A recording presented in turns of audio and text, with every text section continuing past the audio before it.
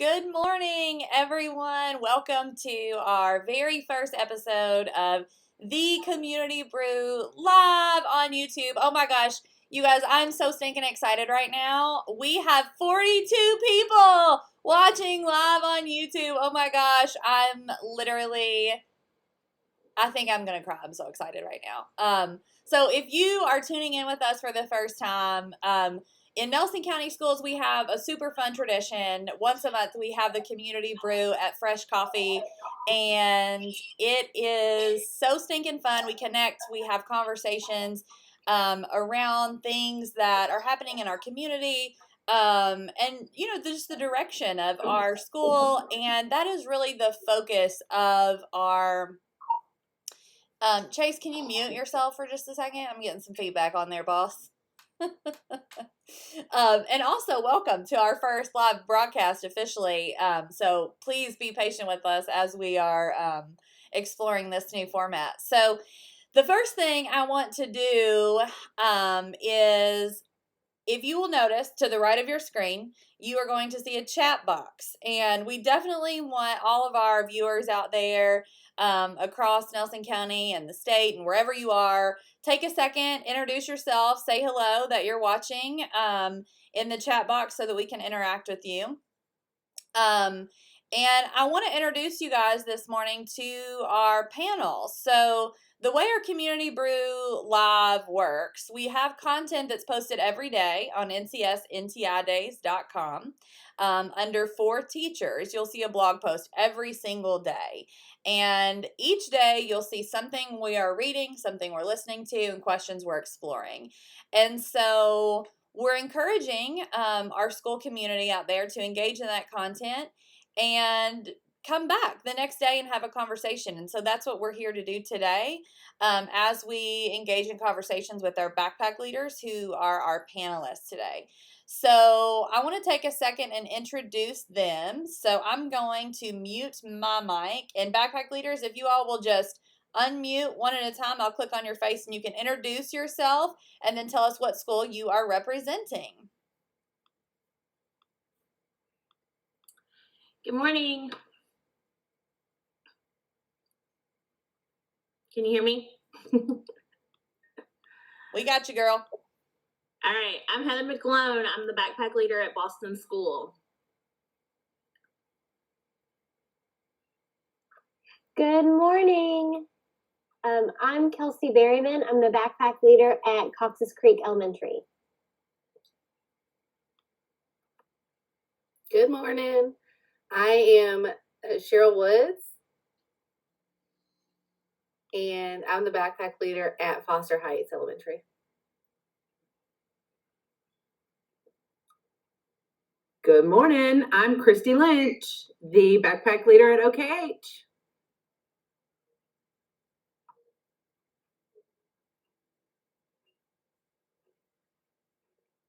Good morning. I'm Nick Patterson, and I'm the backpack leader at Bloomfield Middle School.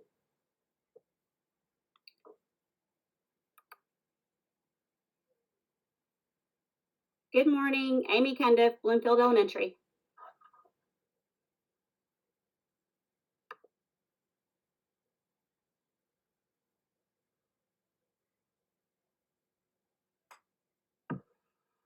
Good morning. Alex Martin, backpack lead, Thomas Nelson. Not sure if that was my turn or not.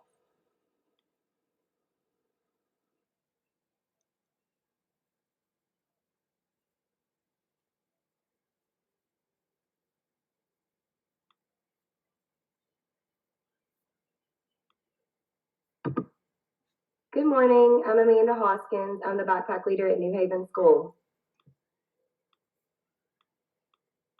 All right, you guys have to give these backpack leaders some love out there because, they're like, what the heck is this woman doing? I mean, this is only the second time in my entire life I've ever live streamed on YouTube, so it's a little awkward as we learn the ropes. So thank you, backpack leaders, for being the first dancers. You all are amazing. All right, Chase, I'm going to pass it off to you.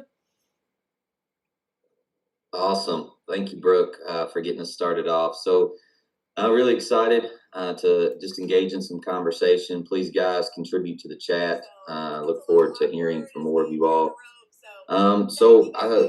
Yesterday, the thing that we were reading was an article by Michael Fullen that really explored this idea of deep learning. That's been a book that we've been engaged in as backpack leaders and thinking through. And so one of the things that Fullen talked about was this idea that students have this desire to connect to their world and really make a difference in their world. So as you look around at your school and some other schools and think about some of the teachers that you guys get the pleasure to serve, what are some examples you've seen this year of students really being able to dig in and make significant difference in the world that they're living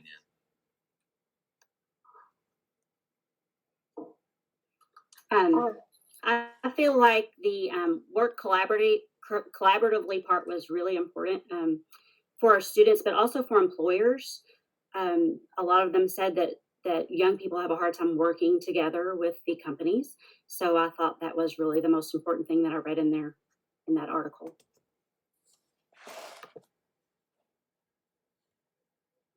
I think something that's really important with our students is building their capacity to see the difference they can make. We had a student, her name was Emily, who visited the Humane Society with her family, and she left in such like disarray about how much they need. And within a month, she had planned with her family a community fun day where she set up games and prizes, and people came and donated money, and she made over $1,000 for the Humane Society. And that's all because she was inspired and she knew that she could make a difference. So whatever we can do in our schools to teach our kids that they can make a difference even now is really important.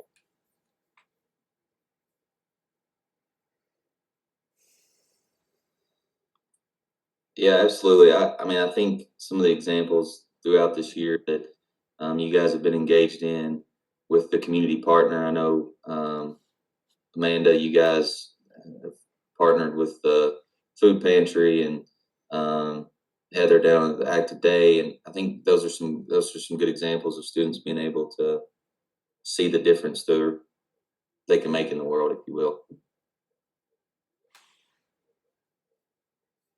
What are some other things you guys are thinking about in regards to that?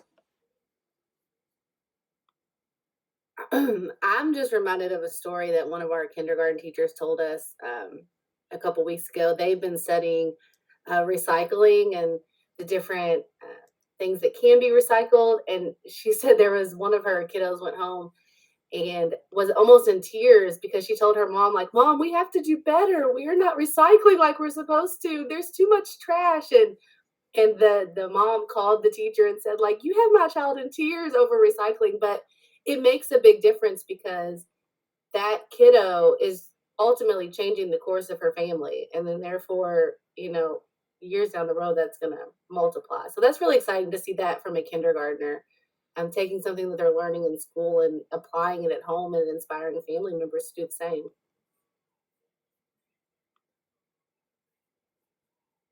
I think with our community partner, Orbis, they asked our kids to help them. And our kids were like, this is a business asking us to help them, asking us to design their warehouse layout. So I think it really actually made our kids feel important and empowered to actually help.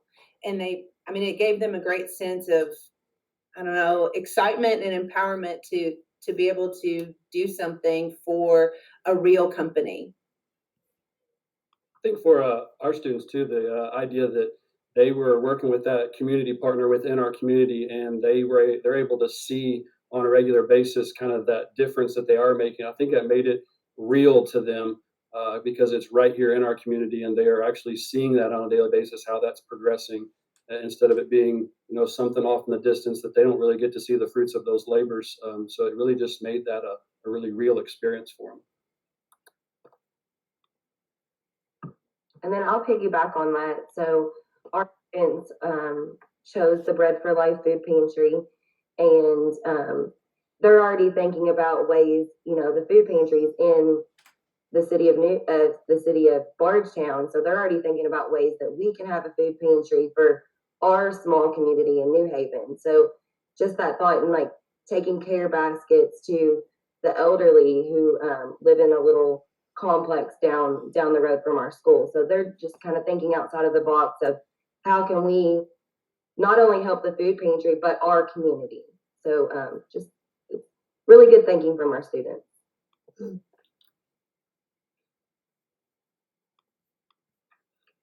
So I can add to that sorry.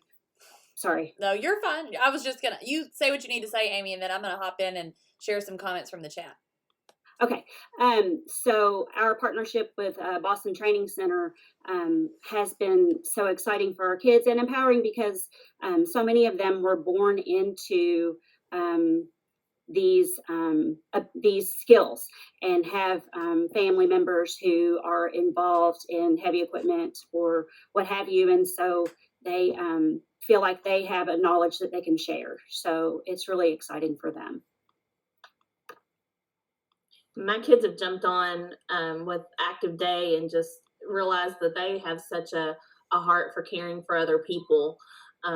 They've made strong connections with the members at Active Day, and you know, when we go see them and they come and see us, you know, their faces just light up. Both groups, you know, the members at Active Day and our kids, they just get so excited to see each other, and they continually worry about them. They're always wanting to call Pam, the director, and say, you know, is so and so doing okay, or what's this one doing this week, and how can we help with those things on top of the big projects that we have to do with them. So they're loving it. All right, I'm gonna hop in and we're gonna go over here to our chat for a second. So just so you guys know, our panelists, we have 65 live viewers watching right now. So yay, spirit fingers, so exciting. So welcome everyone who is watching out there live on YouTube. So Sean Smith from Thomas Nelson made a comment earlier that he said he agreed with Kelsey, and their SOC students raised over $5,000 for childhood cancer awareness in the fall. So really cool stuff happening out there. Mr. Wes Bradley said place-based equals taking advantage of where you are. I heart NC, yes. Lisa Regazio from Bloomfield Middle School, empowering students is our why to our purpose. Thank you guys so much for contributing.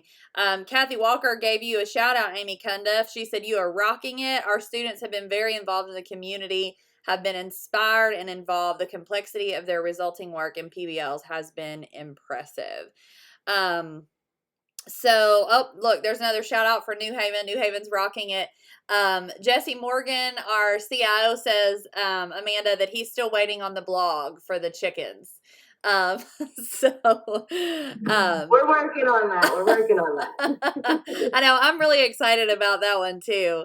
Another comment from Mr. Bradley, important assumption during this work equals self-awareness. By better understanding yourself and your own community, you can more profoundly understand the socio-cultural context that shapes others. So really good conversations happening out there in the live chat too. So thank you guys. Keep contributing to that out there, and I'll hop back in here in a minute with some more contributions and questions.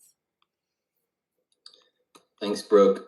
So I think one of the things that Fullen talks about in that article that really struck me was when he was talking about the moral imperative. It said a new moral imperative, and he's talking about how oftentimes in schools we have we have some examples of deep learning.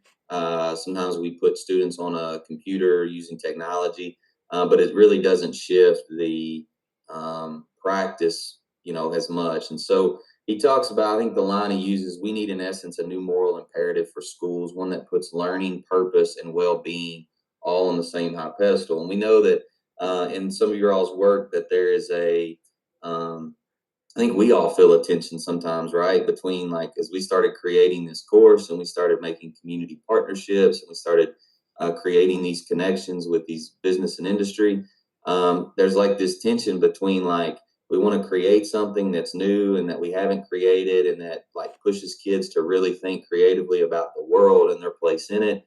But we also know there's some traditional assumptions sometimes about school that are hard to let go of. So if you think about that, what do you see as maybe some of the struggles that we've had, or teachers have, or the maybe the tension that exists between getting to that place where all students are engaged for large parts of their day in really deep, authentic learning? What are maybe some things that exist out there that we have to think about?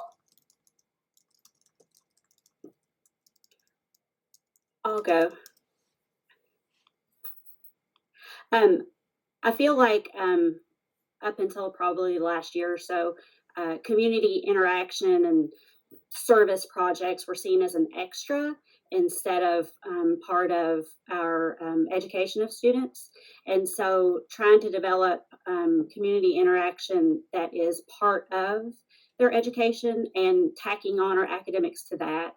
So it's sort of like a planning backwards kind of thought process that's kind of difficult. I agree with that, Amy. I think one of the big traditional assumptions and the struggles that we have is this thought that we have to teach these standards by the end of the year, and if they don't have these mastered, then they're not going to be able to go forward. And so I think like backwards planning is not a new idea. Like a lot of people did backwards planning with standards, but they started with standards and worked backwards from there. And I think for us, we're starting with community, like where kids are at, where they're going to be, where we want them to be. And I think working backwards from there, it's a similar system, but it provides new opportunities and new possibilities for our kiddos when we think of it that way. I definitely agree with you, ladies. I think that our teachers look at their instruction in almost like a caretaking way. Like I need to make sure that my babies have their foundational skills and that they're able to read and they're able to write.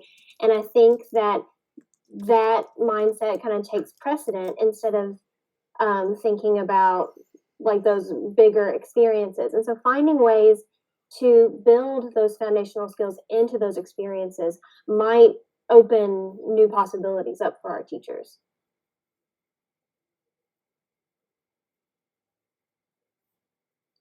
Yeah, Kelsey, I think one of the things we'll explore probably on Monday with our literacy specialist is that idea. Like, how do you take these foundational things that we know kids need to have and do it in a way that is meaningful, it's authentic, it gives them purpose and direction. I think that's definitely a tension that we all feel, right? What are some other maybe things we have to push through as we think about this?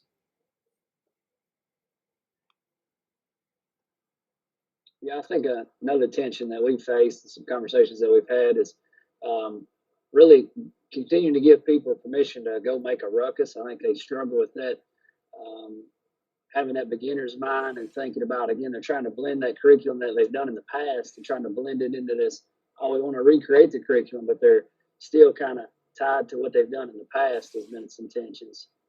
So just people continue to feel comfortable with kind of getting rid of that and redefining and almost creating a curriculum for ourselves, something that we've thought about.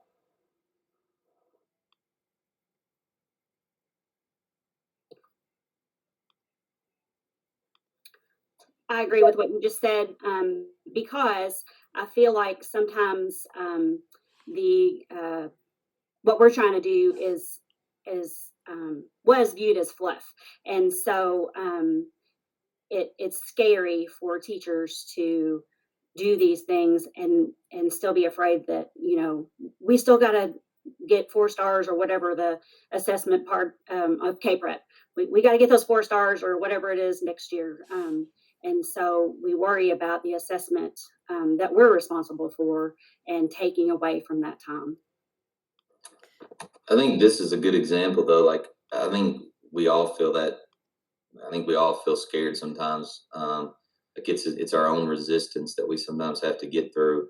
But I think like one of the things that has taught me over the past week or so is that when you really boil down school to what really matters, I think like I'd say our conversations around some traditional assumptions with standards and some of those other things haven't really been the case, right? Like we've been trying to figure out how do you care for families? How do you ensure kids are taken care of? How do you engage them meaningfully, even if you're not with them, right? How do we break down the walls of school so that it still exists, but it just looks differently? And I think that's the opportunity of things like this NTI experience for us, is that we get to kind of reimagine what that could be. Brooke, do you want to jump in on the chat Yeah, for I was just about to my last say question? there's a lot of conversation happening over here. So thank you all. You all are awesome. We've got Mark Webster from the Academy talking about how he thinks the idea for deep learning is that you don't actually need the skills to start. You simply start and then learn the skills as you go through the process. Amanda Noakes from New Haven, our current situation is forcing a true community approach to learning. A renewed "it takes a village" stance is vital in getting parents and communities to invest in learning during this time. Haley Victory liked your comment, Alex. She said, I agree. You do not have to ask for permission to make magic happen for our students. Make a ruckus. I think we have some Seth Godin fans here in the chat. Amber Robinson said, "Pick yourself. We can't be afraid of failure. It's necessary in order to see growth." So there's a lot of really great conversations happening over here in the chat too. So thank you guys. Y'all are awesome. All right, so I had this question. I tried to write out some questions yesterday, but I think the more we talk, the more some other things come to life. So the podcast that was on the blog post yesterday, I think is a really powerful learning tool for us. So Vander Ark in that podcast talks about place-based education. So I think it's very similar to what we've called community-centered learning. This idea that students have to be really very much invested in their local place, their local community, as part of the learning experience. So, we've seen, I think, some examples of that this year, in the work that you guys have done and the work that a lot of our teachers across the district have done. If you have a Twitter account and follow people, you see lots of great stuff that brings a lot of joy to my heart every day. So I think one of the questions that I would have, though, is maybe coming back to the why. Like, why does place matter? Why does it matter that we invest students in our local community, as we think about school? So I'd like to hear your thoughts on like kind of the purpose or why of why place-based or community-centeredness matters in the first place, because I think that's an important conversation for us in the work that we're trying to do as a district. I'll go. I think place-based for us is really important because of our brain drain. Our really great kids, our kids leave because they don't see their opportunities. And at this level, we're starting from elementary school to high school. Our kids see that they don't have to leave, that they've got opportunities here, and they start to make those connections. And those connections starting now are going to be deep community connections as those kids get older and stay here and start their families. It's moral, it's economic, it's really important that our kids see their opportunities where they are. I'll jump in on that. You talk about connections. There was the three words that kind of resonated with me. One was it provides for them, it gives them a meaning and a purpose, and then also those connections. And I think by interacting with that community and those people that are around them, I'll go back to us before, it really gives them that really the results that they can see, and provides for them a meaning, and shows that that the community is there, and we're using that community in a different way to help support the schools. But not only that, but then we're also helping to provide and to give back to that community as well, and just really helps to show them that purpose that they have, and really allows them to dig into something, the passion, and something that they really love, and gives them meaning behind what they're learning. Yeah, I definitely agree with both of those. I think when you have that purpose behind the work, I think it's starting to build pride and investment in the community. So not only are these students going to want to stay in Nelson County, but they're going to want to make it better, and they're going to look for ways to make it better. And we're already seeing that in our classrooms, which is really exciting.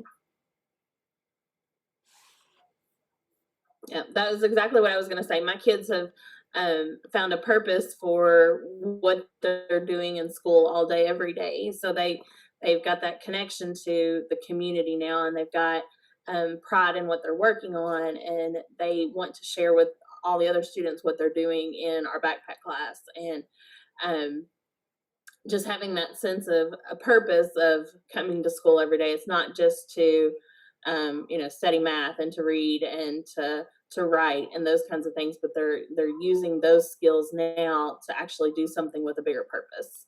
Okay, I have to jump in on this first of all because I'm totally obsessed with your backpack project. I've made it no secret, Heather.